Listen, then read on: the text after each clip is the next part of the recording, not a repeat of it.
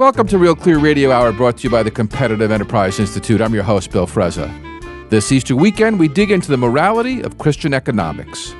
In the second half of our show, we'll be joined by Samuel Gregg, Director of Research at the Acton Institute and author of many books on economics and religion, including his most recent, Tea Party Catholic. Up first, we're pleased to have Larry Reed, President of the Foundation for Economic Education and author of the provocative polemic, Was Jesus a Socialist? You can download for free from fee.org. Larry, welcome back to the show. Hey, thank you, Bill. It's always a pleasure.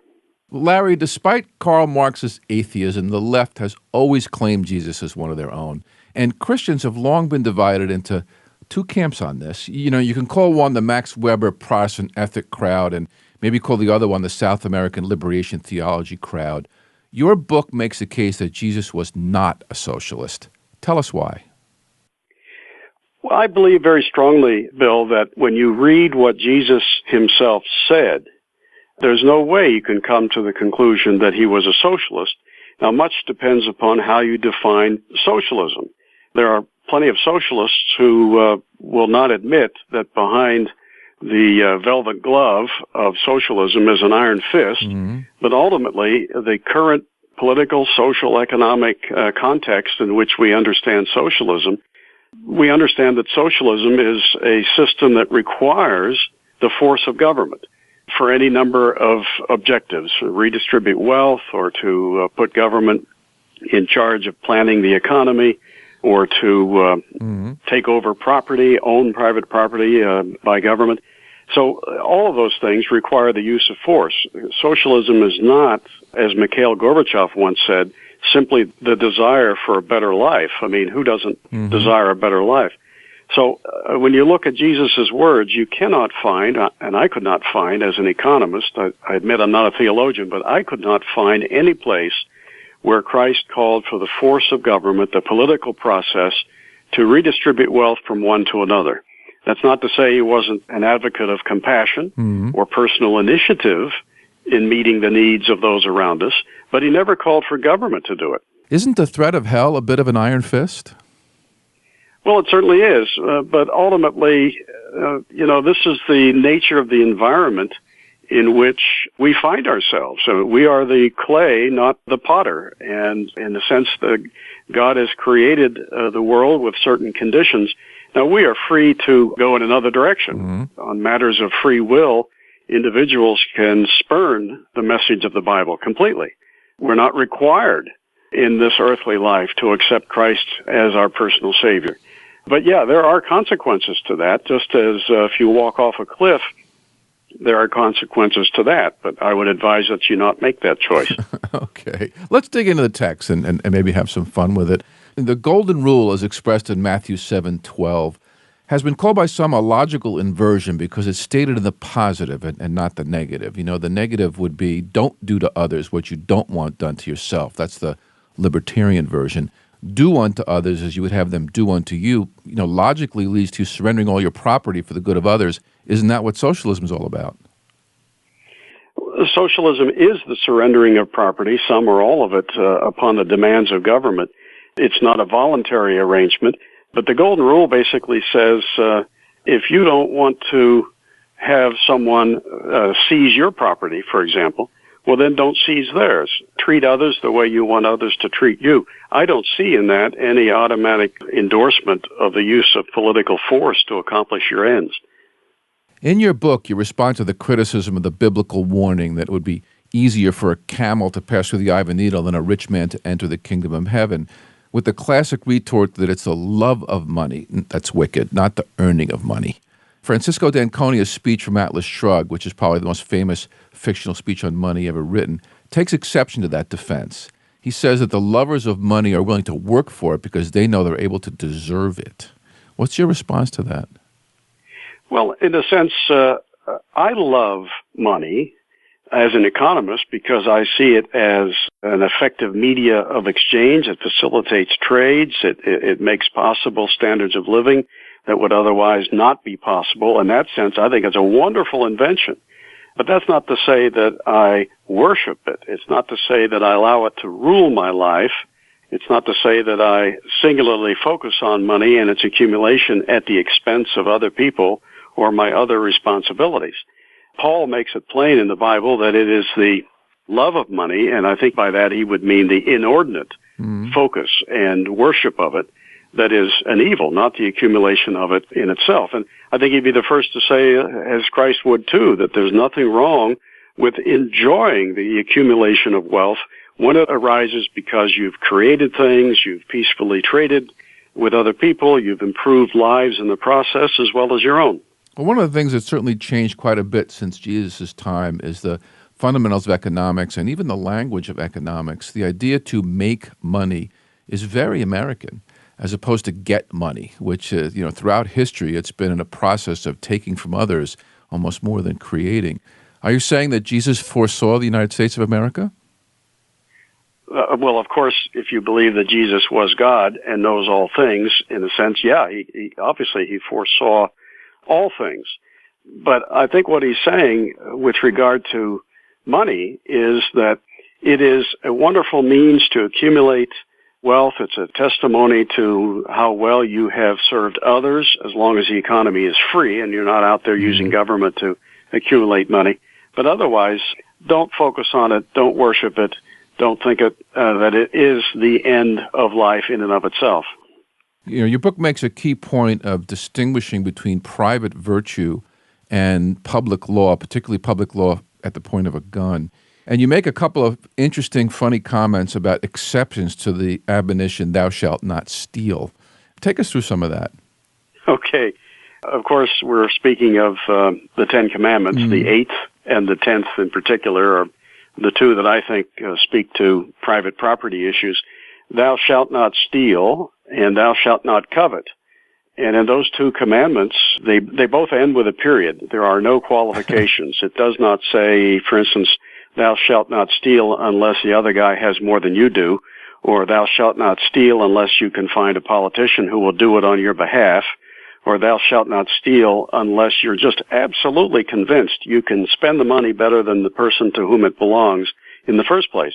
It says, if it's not yours, don't take it, and don't covet it either. Does this imply that the IRS is going against the laws of Jesus? Well, now you're asking me to put words in Jesus' mouth, and I want to be very careful about that. I do think that Jesus would be appalled at the tactics that the government uses with the IRS to get its money it claims. I think he would also be appalled at how much it claims.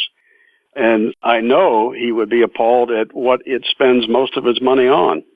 Everyone, of course, knows Jesus' famous retort, render unto Caesar that which is Caesar's, a great bit of sophistry to avoid being arrested for sedition. Walk us through that. Yes, a lot of people look to that and they say, render unto Caesar that which is Caesar's. And they assume that that means that whatever Caesar claims must be his and you should fork it over for whatever purpose. That's not what Christ says. I can see within that statement a pretty strong defense of property. He's basically saying, look, if it belongs to Caesar, we'll give it to him. But he doesn't say, what belongs to Caesar is whatever Caesar says he wants, and it doesn't matter what he proposes to use it for, or it doesn't matter how he proposes to get it from you.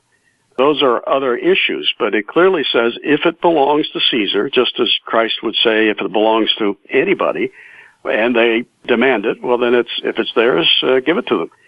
But to read into that some kind of statement on behalf of massive redistribution of wealth and squandering of other people's money through government bureaucracy, that's quite a leap. So, Larry, many people have said that the closest you can get to Jesus in his own words is the Sermon on the Mount. Maybe we can take a look through some of the economic passages in there, and you can give us an analysis. You go down and you see a phrase that says, give to him that asketh thee, and from him that would borrow of thee, turn not thou away. Isn't that just another version of to each according to his needs and from each according to his abilities? Well, I don't see it that way, and I certainly don't see that must involve in any way a third party, the state, to assess a person's needs and to use the force of government to take from those who have it. I think that's quite a leap from what Christ is saying. Keep in mind that Christ never said, hey, listen up, I'm going to tell you about what government can do and what it can't do, what it should do, what it shouldn't do. He's addressing people and saying, here's how you should live your life. Here's how you should interact and relate to other people around you. And he is saying you should have a generous heart, you should help those around you. But he's not saying if you don't do it, then we're going to have to call the cops and get it done on your behalf and take the money from you. There's no leap to that conclusion that's justified in my view. Well, except if you don't live a virtuous life, we're going to send you to eternal damnation. Well, that's right. He still leaves it up to you as to whether or not you choose to live a virtuous life. I suppose a person might decide, okay, I believe that there will be an accounting at the end of life, and that if I don't do as I'm advised, I may go where I don't want to go, but that's my choice. What's the value of the preaching to people who don't believe there's going to be a heavenly accounting after life on earth? Gee, there's a message in Christianity that is applicable to all, to everybody. Even if you don't buy the notion, as Christians do, that Christ himself was God incarnate and is asking for you to accept him as your Savior, there is so much in the teachings of Christ that would make for a far better world if even non-believers practiced it. I mean, he was an advocate of things like honesty, a compassionate heart, treating others fairly. Mm-hmm. He was an advocate of justice. He was an advocate of people getting what is their due. He was opposed to the use of force. He advised people to turn the other cheek. I mean, there's so much in the Christian message that is abundantly wise and desirous, whether you accept the central theological point of Christ's divinity or not. Let's keep going on this then, and let's look at the first request in the Lord's Prayer. Give us this day our daily bread. He doesn't say remove all government obstacles so we can earn our daily bread. It sounds more like asking for alms. But from whom? Who is the prayer addressed to? He doesn't say, now, address your prayer to the government. He's asking you to address your prayers to the Father and asking the Father to give us our daily bread. Now, what does he mean by that? Does he mean that people should be asking God to put a loaf of bread in a bag and on their doorstep? No. What he's saying is ask for God's guidance, ask for God to give you the strength that you need to provide for yourself and your family.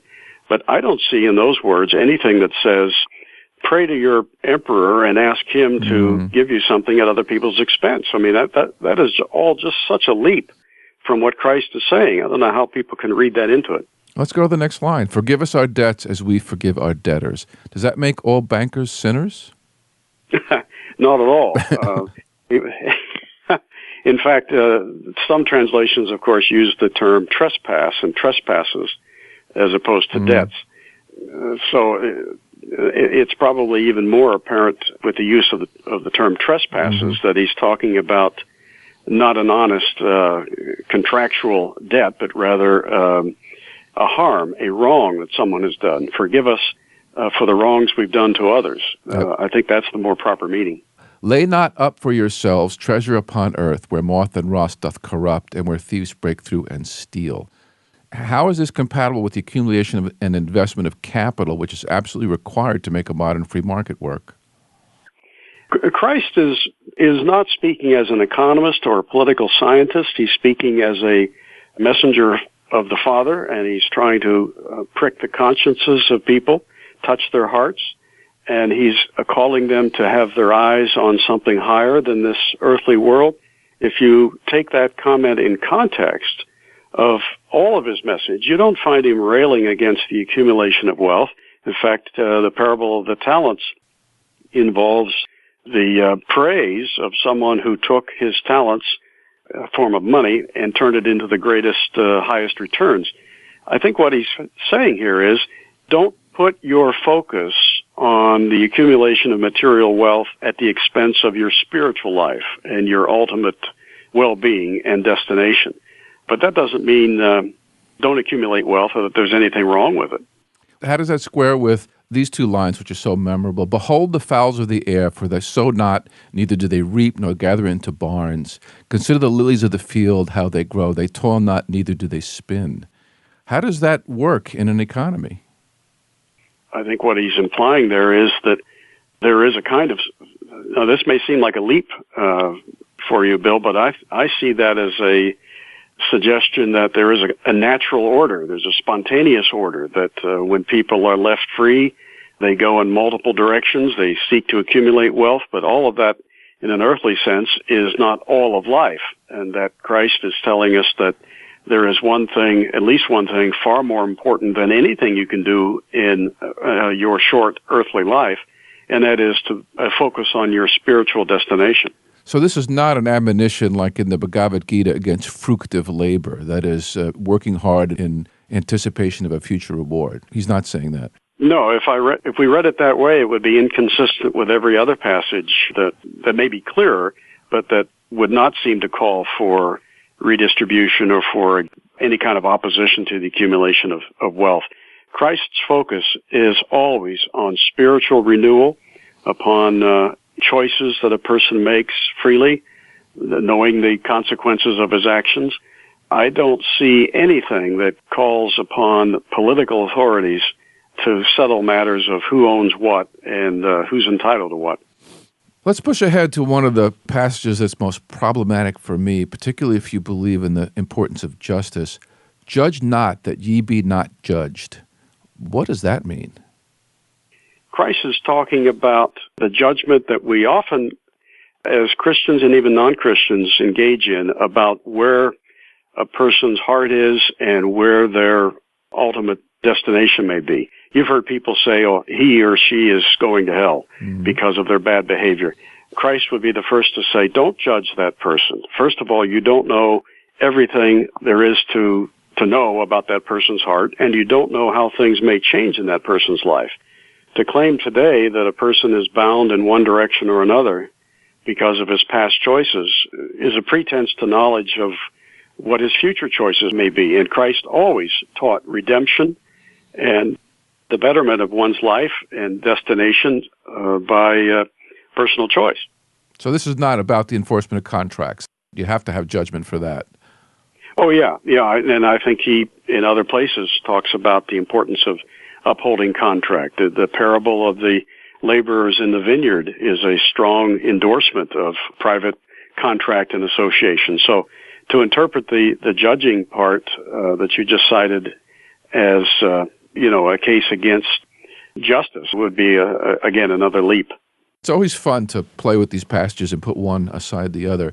We run out of material pretty quickly. Jesus didn't leave a lot of writings behind, and we have to rely much on the modern churches that claim to speak in his name. And I know that although Pope Francis speaks for all the Catholics don't speak for all the Christians. A lot was said about his apostolic exhortation, Evangelii Gaudium, particularly the economic portions of that, and perhaps we can spend a couple minutes on that. He quotes at one point St. John Chrysostom saying, "Not to share one's wealth with the poor is to steal from them and take away their livelihood. It is not our own goods which we hold, but theirs." Now, if that doesn't sound like socialism, I don't know what is. Well, I think that Francis is running off in an unjustified direction. I wish he would have paid more attention to the teachings of two popes prior, John Paul II, who I think in Centesimus Annus, his great encyclical on economics, said some pretty strong things in favor of a free economy and against socialist redistribution. I'm not a Catholic and I'm not a fan of this pope, but I sure like the one 2 popes ago. Well, Larry, Pope John Paul II grew up under the depredations of communism, but Pope Francis was educated under liberation theology in South America. Do you think that bears somewhat on his views? I think absolutely Pope Francis's background has influenced his thinking, just as John Paul II's background influenced his. John Paul II grew up under socialism. He was an extremely observant man. He understood that concentrating power inevitably produces great harm to society, economically and spiritually. Francis is more influenced, I think, by some of the liberation theologians who have been of such great harm in South America. Ultimately, it's just hard for me to imagine that Christ or Christianity would endorse programs in an earthly sense that don't work, that impoverish people. And the fact is that free economies accomplish far more for the poor than any other arrangements. And I just wish Pope Francis understood that as well as John Paul II understood it. But these are both human beings. They are flawed. They're not infallible. And some popes are better than others, and John Paul II was the best in my lifetime. So, Larry, how did Christ's teachings about character influence your views of economics? Bill, I've always been greatly influenced from my teen years by what I understood to be the teachings of Christ. Everywhere he has in the Bible talked about the importance of high standards of personal character. Some of those aspects are quite spiritual in nature. Others are very earthly and very current in the sense that he supports and praises things like being honest in your dealings and treating others in a just and fair fashion, keeping your word, being patient, being as self-reliant as you possibly can. Try not to be a burden on others. Try to be as successful as you can be so that you're in a position to help other people. Do the right thing because you choose to, not because there's a gun at your head or a politician at your back trying to force you to do the right thing. All of that, to me, underscores the importance in Christian teaching of being a person of strong, high character, who's a good example for his friends and family around him. Well, Larry, thanks for sharing your thoughts with us, and have a happy Easter. Thank you. Same to you, Bill. That was Larry Reed, president of the Foundation for Economic Education, here on Real Clear Radio Hour, brought to you by the Competitive Enterprise Institute. I'm your host, Bill Frezza. If you like this sort of thoughtful radio, please check out Real Clear Radio on Facebook or follow us on Twitter at Real Clear Frezza. And stop by RealClearMarkets.com, my go-to place for diverse views on political economics. Ahead, Samuel Gregg from the Acton Institute discusses the economics of Christian justice, mercy, freedom, sacrifice, love, guilt, shame, and envy. Stay tuned.